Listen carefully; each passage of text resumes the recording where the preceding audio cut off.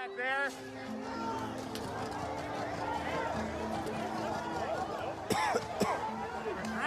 We're trapped here. There was a tweet that went out from CMPD attempting to summarize the gist of this temporary restraining order that was issued on Friday afternoon. This tweet came out, which basically indicates that the court granted the restraining order that limits the police department's ability to deploy riot control agents and disperse crowds assembled during unlawful gatherings.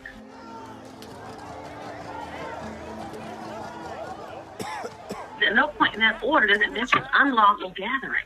And so the idea that someone from CMPD Communications or whomever plants that seed in the community to give it fire and give it life to take off from there is offensive because it did not happen. It did not come up, and it's a non-truthful, false statement. Then it goes on to talk about how the order prevents the department from using those control agents in gatherings that involve people who are damaging the property of others.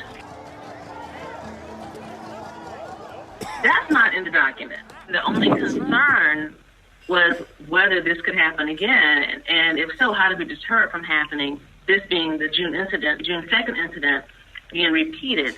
CNPD chose to take a spin on it and to publish an inflammatory statement that basically welcomes the public to commit property damage and basically said the court is allowing you to commit property damage and there'll be no consequences so far as use of ammunition or munitions, if you will, so far as tear gas or otherwise.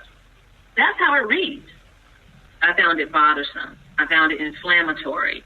And I found that it did not accurately reflect the content of the decretal portion of that order or the intent or the spirit of that order. So acknowledge the error or retract it altogether, but acknowledge this is your mistake. The clarification that you call clarification is reading as if I made a mistake.